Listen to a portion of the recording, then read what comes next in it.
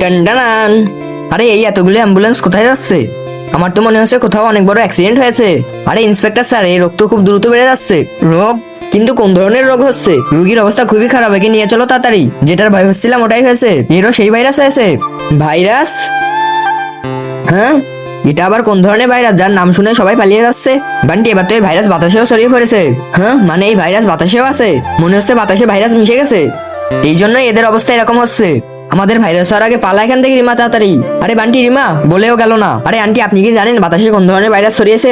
এই মেয়ে, তুই নিজেও ঘরে যা আর আমাকেও ঘরে যেতে দে। ঠিক আছে ঠিক আছে, যাচ্ছি। আরে মেয়ে, মাস্ক ছাড়া বাইরে কেন ঘুরছিস? তুই জানিস না বাতাসে ভাইরাস ছড়িয়েছে? হ্যাঁ, থ্যাংক ইউ। আরে তোমরা সবাই এখানে কি করছো? এখানে দেখো কে আসছে। ভাগো, না হলে সবাই মারা যাবো। জানি না কে আসছে, কিন্তু পালাও। আরে না না, জম্বি।